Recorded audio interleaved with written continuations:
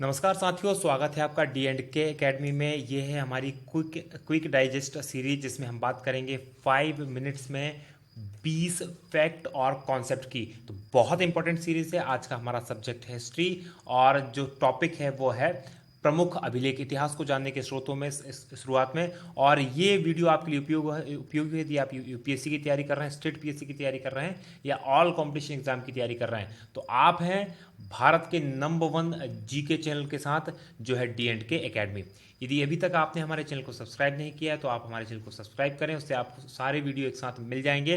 साथ ही आपको कोई भी नया वीडियो जो अपलोड होता है वो आपको सबसे पहले मिल जाएगा। हमारी वेबसाइट है dkmpsc.com, इसको जरूर आप विजिट करें यदि आप कॉम्पिटिशन एग्जाम की तैयारी कर रहे हैं। तो चलिए बढ़ते हैं और समझते हैं उन 20 बेसिक पोस्ट को।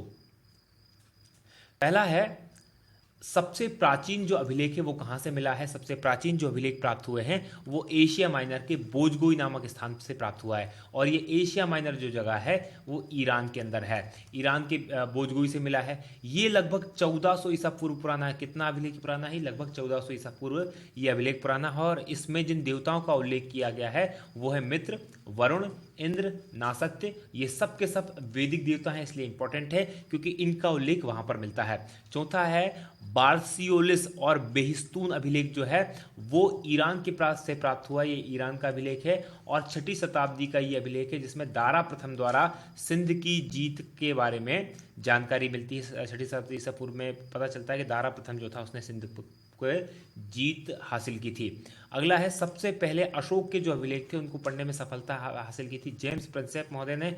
जेम्स प्रिंसेप ने 1837 के अंदर। ये बहुत इंपॉर्टेंट प्रश्न है और कई परीक्षाओं में पूछा गया है। जेम्स प्रिंसेप जो थे वो फ्रांस के रहने वाले थे। इंपॉर्टेंट है इसलिए याद रखिएगा, फ्रांस के रहने वाले थे। ये ब्रिटेन के रहने वाले नहीं थे। भले ही ये विदेशी थे तो हमें क्या लगता है कि उस समय ब्रिटेन का राज था तो ब्रिटेन के रहने वाले होंगे। ये फ्रांस के नागरिक थे।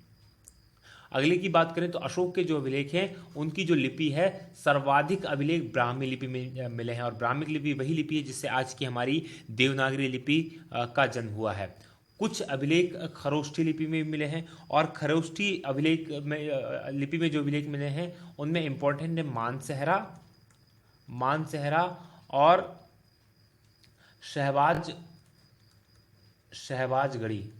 शहबाजगढ़ी। और ये पाकिस्तान के अंदर है।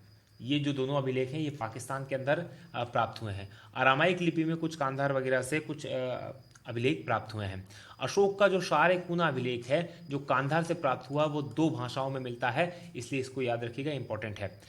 पहला जो संस्कृत का अभिलेख है वो जूनागढ़ गिरनार गुजरात में स्थित है, वहां से मिला है, जो कि शक राजा रुद्रदामन द्वारा बनवाया गया था। ये पहला संस्कृत का अभिलेख माना जाता है और इसलिए इंपॉर्टेंट ये हो जाता है क्योंकि ये जो अभिलेख है ये जूनागढ़ का अभिलेख ये पहले अशोक का शिलालेख था और अशोक के शिलालेख पर ही रुद्रदामन द्वारा ये संस्कृत में अभिलेख खुदवाया गया, इसलिए इंपॉर्टेंट है। बात करें हाथी गुफा अभिलेख की, तो हाथी गुफा अभिलेख जो है उड़ीसा के अंदर है। कलिंग के जो राजा था खारवेल, उड़ीसा में भी खासकर ये स्थित है, भुवनेश्वर की उदयगिरी पहाड़ियों में स्थित है। तो ये खारवेल जो राजा था जो कि जैन धर्म से संबंधित है, ये जो अभिलेख है जैन धर्म से संबंधित है और कलिंग के राजा खारवेल द्वारा बनवाए गए हैं। एहोल की बात करें तो एहोल अभिलेख जो चालुक्य नरेश पुलकेशी द्वितीय हैं उनसे संबंधित है। उन्होंने अपने कवि रवि कीर्ति द्वारा इनको बनाया था और एहोल जो है वो कर्नाटक में है, इसलिए इंपॉर्टेंट है। एहोल कहाँ है? कर्नाटक, और कर्नाटक में भी बीजापुर, जहाँ भारत का सबसे बड़ा गोल गुंबद है बीजापुर में, वहीं पर ये स्थित है। अगले की बात करें तो वो है प्रयाग प्रशस्ति स्तंभ अभिलेख। प्रयाग प्रशस्ति या प्रयाग स्तंभ अभिलेख बहुत इंपॉर्टेंट है। ये जो जाना जाता है, समुद्रगुप्त के दरबारी कवि हरिश्चंद्र जो था उसने जो समुद्रगुप्त की विजय के ऊपर जो विजय प्राप्त की थी उसकी प्रशस्ति लिखी थी और इन प्रशस्तियों को इस अभिलेख पर खुदवाया गया है। और इसलिए ये इंपॉर्टेंट हो जाता है क्योंकि 3 राजाओं की इसमें जानकारी मिलती है। इसी अभिलेख पर सबसे पहले इसी स्तंभ पर अशोक द्वारा ये स्तंभ बनवाया गया था और कौशाम्बी से फिर इसे जो समुद्रगुप्त था कौशाम्बी से कहाँ लेके आया? प्रयाग लेके आया। और इसी अभिलेख पर बाद में जहांगीर ने, जब वो सत्ता पर बैठा या गद्दी पर बैठा तो उसने अपने गद्दी की जो बैठने की जो वर्णन था उसको इसी अभिलेख पर अंकित किया। तो इंपॉर्टेंट है, लेकिन अधिकतर जो पूछा जाता है वो हरिसेन और समुद्रगुप्त से संबंधित पूछा जाता है। एरण अभिलेख की बात करें तो ये सती प्रथा का प्रथम प्रमाणिक अभिलेख है, जिसमें प्राप्त पता होता है कि सती एक महिला सती हुई थी। जो गुप्त शासक भानुगुप्त है, और भानुगुप्त जो है उनका जो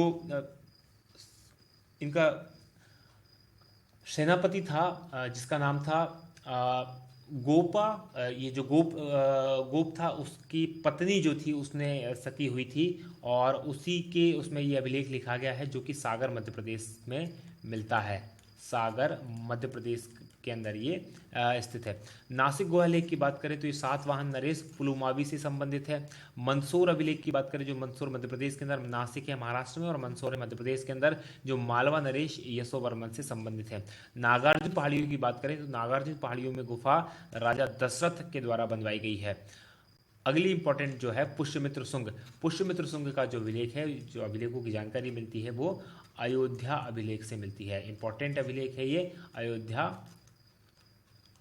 अभिलेख, इससे पुष्यमित्र शुंग की जानकारी मिलती है। हेलियोडोरस का जो अभिलेख है, हेलियोडोरस ये बेसनगर विदिशा में स्थित है, विदिशा मध्य प्रदेश में है, और ये भागवत धर्म से संबंधित है और आज इसको खंबा बाबा के नाम से जाना जाता है। हेलियोडोरस जो था चंद्रगुप्त द्वितीय के दरबार में भारत में था। देवपड़ा की बात करें, देवपड़ा अभिलेख बंगाल शासक विजयसेन के द्वारा लिखवाया गया है। बंगाल का शासक था विजयसेन जिसने देवपड़ा अभिलेख लिखवाया था। तो बहुत इंपॉर्टेंट है देवपड़ा अभिलेख, इसको याद रखिएगा। भीतरी और जूनागढ़ अभिलेख जो है प्रतिहार नरेश यशोवर्मन के द्वारा ये लिखवाया गया है। जूनागढ़ जो है गुजरात के अंदर स्थित है, उसी में भीतरी गुफा लेख जिसे कहा जाता है और जूनागढ़ अभिलेख दोनों स्थित है। 20वां है और सबसे लास्ट है बराबर की जो गुफाएं हैं उनमें जो अभिलेख लिखकर दान दिया था अशोक ने दान दिया था, और किसको दिया था? आजीवक संप्रदाय को ही दान में दिया था। बराबर की गुफाएं बिहार सुल्तानपुर बिहार के अंदर ये स्थित है। हमारा ये जो वीडियो है यहीं समाप्त होता है। आपका बहुत बहुत धन्यवाद। आशा है ये आपको वीडियो ना केवल पसंद आया होगा बल्कि आपके लिए बहुत उपयोगी सिद्ध होने वाला है। तो हमारे चैनल को आप सब्सक्राइब कर लें, क्योंकि आप हैं भारत के नंबर 1 एजुकेशन चैनल जो है D&K एकेडमी के द्वारा। आज की हमारी बात यहीं समाप्त। बहुत धन्यवाद। जय हिंद, जय भारत।